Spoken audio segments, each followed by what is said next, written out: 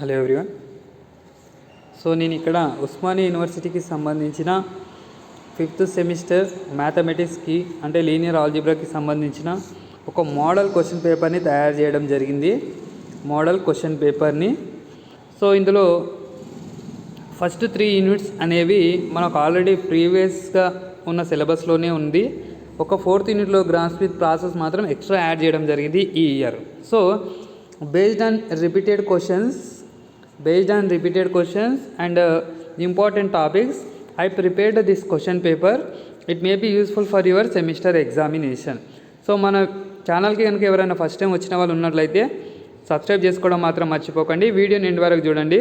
ఇది question paper నేను సొంతంగా నా గెస్సింగ్ ప్రకారం తయారు చేయడం జరిగింది. క్వశ్చన్ పేపర్ ప్యాటర్న్ మాత్రం ఇదే విధంగా ఉంటుంది. ఎగ్జామ్ 3 hours ఉంటుంది. ఎగ్జామ్ 3 hours కండక్ట్ చేయడం జరుగుతుంది. సో ఇందులో పార్ట్ ఏ, పార్ట్ బి అని ఉంటుంది. పార్ట్ ఏలో 12 క్వశ్చన్స్ ఉంటాయి, పార్ట్ బిలో 8 క్వశ్చన్స్ ఉంటాయి. సో క్వశ్చన్ పేపర్ ఏ విధంగా వచ్చే అవకాశం ఉంది అన్నది మీరు ఒకసారి గమనించినట్లయితే ఇక్కడ చూడండి. పార్ట్ ఏలో 5 క్వశ్చన్స్ రాయమంటాడు. Answer any 5 of the following. Okay, in part A we have to attempt any 5 questions out of 12. Okay, for each unit you will give 3 questions. If you observe first question from the first unit, he will give like this: v1, v2, v3 are the 3 vectors. Then we have to show that v1, v2, v3 is a basis for r cube. Okay, ఈ v1, v2, v3 అనేవి r cube కి base అని మనం prove చేయాల్సి ఉంటుంది. Next second question, define vectors of space with an example అని అడిగే అవకాశం ఉంది. నెక్స్ట్ థర్డ్ క్వశ్చన్, ఈ థర్డ్ క్వశ్చన్ మాత్రం కంపల్సరీగా వచ్చే అవకాశం ఉంది. చూడండి, కోఆర్డినేట్ వెక్టార్ ఫైండ్ అవుట్ చేయడం. Okay, coordinate vector find out చేయడం ఇక్కడ 2 times పడ్డది. సో లెట్ ఈ will give b1, b2 and x values. Beta is equal to b1, b2 and then find the coordinate vector x over b of x relative to beta. Okay, x over beta of x relative to beta. ఈ విధంగా question అడిగే అవకాశం ఉంటుంది. ఈ 3 questions అనేవి first unit నుంచి ఉన్నవి. Next 3 questions అనేది సెకండ్ యూనిట్ నుంచి రావడం జరుగుతుంది. సో 4th క్వశ్చన్ ఇక్కడ గమనించినట్లయితే find rank A and dimension of null space of A. So మనకు సెకండ్ యూనిట్లో మెయిన్గా టాపిక్ ఉంది rank theorem and eigen value, eigen vectors. So ఇక్కడ కూడా మనకు చేంజ్ ఆఫ్ కోఆర్డినేట్స్ అనే ఒక కొత్త కాన్సెప్ట్ కూడా ఉందన్నమాట మనకు సెకండ్ యూనిట్లో. సో సెకండ్ యూనిట్లో short question rank A, dimension of null A అని అడిగే అవకాశం ఉంది. అదేవిధంగా find the change of coordinate matrix from beta to C, B to C or beta to C. ఈ విధంగా క్వశ్చన్లు అడిగే అవకాశం ఉంది. So next third question, find the characteristic polynomial and the real eigen values of the matrix. So ఇలాంటి question కంపల్సరీగా మనకు short క్వశ్చన్లో ఉంటుంది. Find the eigen values and eigen vectors, characteristic polynomial. Like this question కంపల్సరీగా మన question పేపర్లో ఉంటుంది short question లాగా. చూడండి, గమనించండి. Next from the third unit he will ask based on diagonalization. This is the diagonalization condition. He will ask like this: to find the formula of a power of k, where p and d he will give p ఇస్తుండు matrix, d ఇవ్వడం జరుగుతుంది, a ఇవ్వడం జరుగుతుంది. మనం a power of k find out చేయాలి ఫార్ములాని. Next question గమనించినట్లయితే, show that if a is both diagonalisable and invertible, then we have to show a inverse. అంటే a ఇన్వర్స్ అనేది ఏమవుతుంది అన్నది మనం ప్రూవ్ చేయాలన్నమాట ఇక్కడ. Okay, so A inverse exist అవుతుందని ప్రూవ్ చేయాలి. Next find the complex eigen values of the matrix. Real eigen వాల్యూస్ని ఏ విధంగా ఫైండ్ అవుట్ చేస్తామో కాంప్లెక్స్ ఐగన్ వాల్యూస్ని కూడా అదే విధంగా ఫైండ్ అవుట్ చేస్తాం. Same method, same formula, same procedure, but you will get your roots as complex. A plus IB ఫామ్లో, ఏ plus are minus IB ఫామ్లో రూట్స్ రావడం జరుగుతుందన్నమాట. Okay, next question from 4th unit.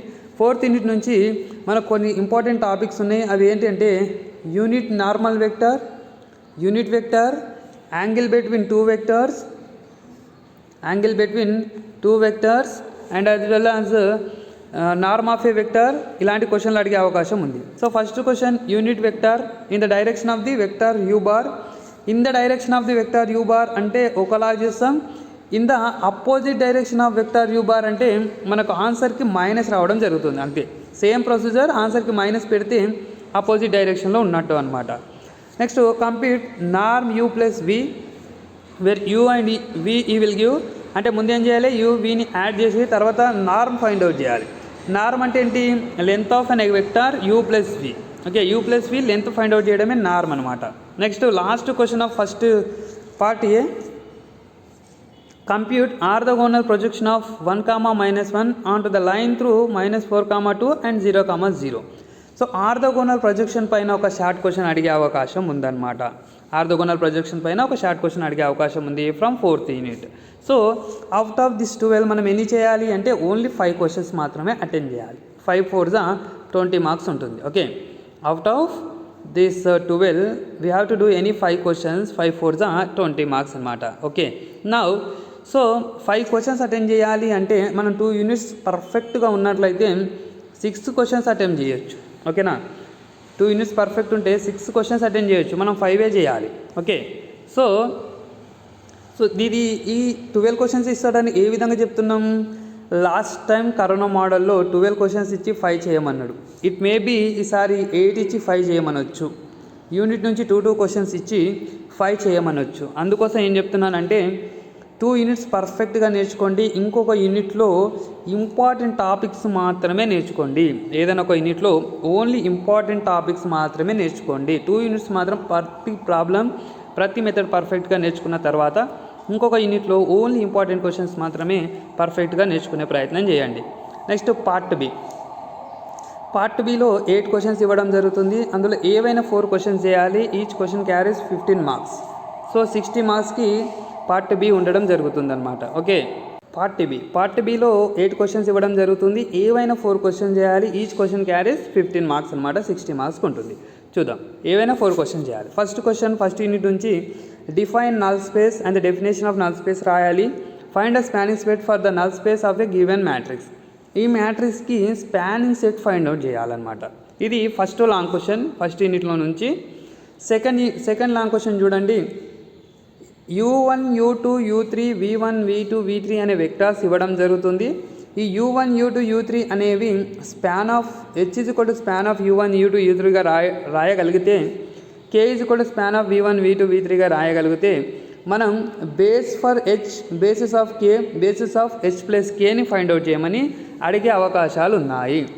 So ఇలాంటి question కంపల్సరీగా రావడం జరుగుతుంది ఎగ్జామ్లో ఫ్రమ్ ది ఫస్ట్ యూనిట్లో నుంచి. సో నెక్స్ట్ సెకండ్ యూనిట్లో నుంచి most important theorem, state and prove rank theorem, also find rank A for the given matrix. Okay, so ఈ విధంగా క్వశ్చన్ వస్తుంది, కంపల్సరీగా ఉంటుంది ఈ క్వశ్చన్. చూడండి 100% ఉంటుంది. ఏంటంటే స్టేట్ ర్యాంక్ థీరం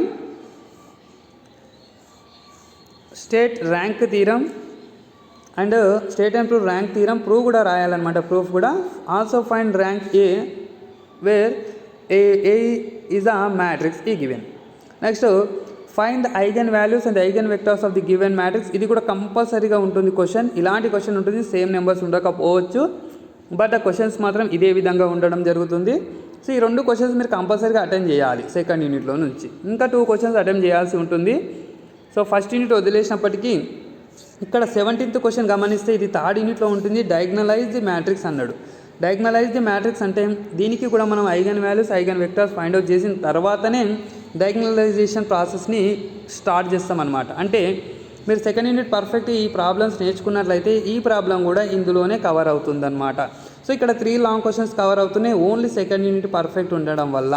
ఓకే, ఇండైరెక్ట్గా 3 లాంగ్ క్వశ్చన్స్ కవర్ అవుతున్నాయి ఓన్లీ సెకండ్ యూనిట్ పర్ఫెక్ట్గా ఉంటాయి. ఎందుకంటే డయాగ్నలైజేషన్లో ప్రాసెస్ కూడా almost eigen value, eigen vectors find out చేసిన తర్వాత లాస్ట్లో చిన్న స్టెప్స్ చేయడం వల్ల డయాగ్నలైజేషన్ అని చెప్పడం జరుగుతుంది కాబట్టి.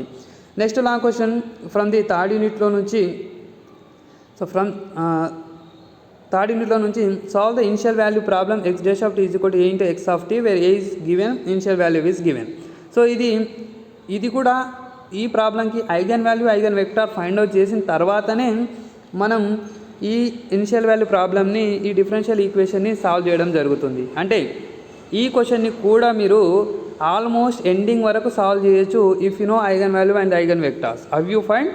How to find eigen values and eigen vectors, then you can solve up to the end of the problem. Just లాస్ట్లో ఈ 2 ప్రాబ్లమ్స్కి కొంచెం ఎక్స్ట్రా చేయడం జరుగుతుంది eigen value, eigen vector find out చేసిన తర్వాత.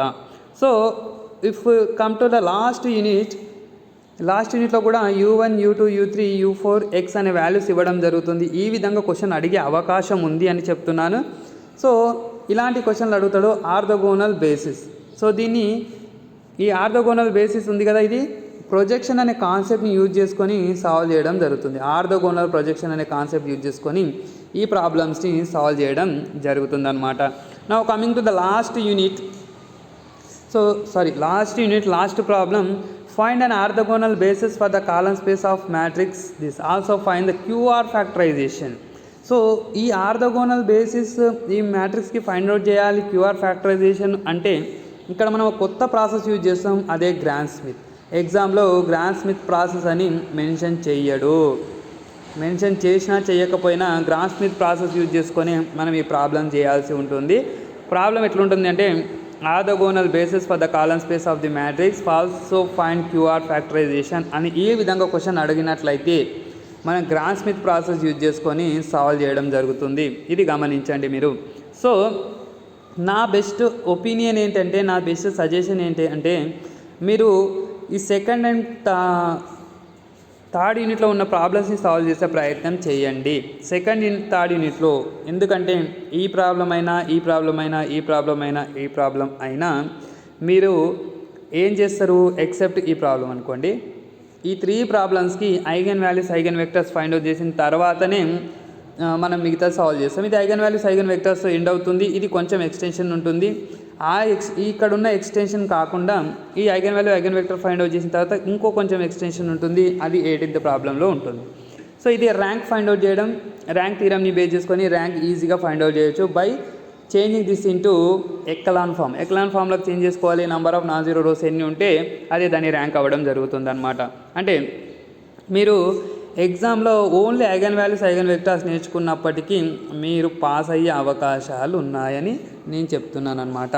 సో మనకు క్వశ్చన్ పేపర్లో స్క్వేర్ మ్యాట్రిక్స్ కనిపించింది అంటే సెకండ్ అండ్ థర్డ్ యూనిట్ నుంచి స్క్వేర్ మ్యాట్రిక్స్ కనిపిస్తే సెకండ్ అండ్ థర్డ్ యూనిట్లో నుంచి మీరు బ్లైండ్గా eigen values eigen vectors find out చేసి రండి. ఐగన్ వాల్యూస్ ఐగన్ వెక్టర్స్ మీకు ఏం చేయాలనో అర్థం కాలేదనుకోండి. ఫర్ ఎగ్జాంపుల్ క్వశ్చన్ ఈ విధంగా ఇవ్వడం జరిగింది. సార్ దీన్ని ఏం చేయాలని మాకు తెలియదు సార్ అంటే, ఇక్కడ ఏ అనే మ్యాట్రిక్స్ స్క్వేర్ మ్యాట్రిక్స్ ఉంది, ఇది మనకు 18th పొజిషన్లో ఉంది అంటే ఇది థర్డ్ యూనిట్కి సంబంధించింది. సో థర్డ్ యూనిట్కి సంబంధించిన సెకండ్ యూనిట్కి సంబంధించిన స్క్వేర్ మ్యాట్రిక్స్ ఉన్నట్లయితే మనం eigen values eigen vectors find out చేస్తే మనకు మార్క్స్ వచ్చే అవకాశం ఉంది. ఫుల్ మార్క్స్ కాకపోయినా ఎన్నో కొన్ని మార్క్స్ ఇస్తారు. అంటే మీరు ఓన్లీ ఐగన్ వాల్యూస్ ఐగన్ వెక్టర్స్ని పర్ఫెక్ట్గా నేర్చుకునే ప్రయత్నం చేయండి. ఖచ్చితంగా మీరు ఈ క్వశ్చన్ పేపర్ని ఫాలో అయినట్లయితే ఖచ్చితంగా మీరు పాస్ అవుతారని నేను గ్యారంటీ ఇస్తున్నాను. Okay, I hope all you clear. నా వీడియో కనుక మీకు నచ్చినట్లయితే లైక్ చేయండి, షేర్ చేయండి. అదేవిధంగా ఏదైనా డౌట్స్ ఉంటే కింద కామెంట్ సెక్షన్లో కామెంట్ చేసే ప్రయత్నం చేయండి. అదే విధంగా మీ ఫ్రెండ్స్కి కానీ మీ రిలేటివ్స్కి కానీ తెలిసిన వాళ్ళు ఎవరైనా డిగ్రీ వాళ్ళు ఉన్నట్లయితే ఈ వీడియోని షేర్ చేసే ప్రయత్నం చేయండి. Thank you for watching. Have a nice day.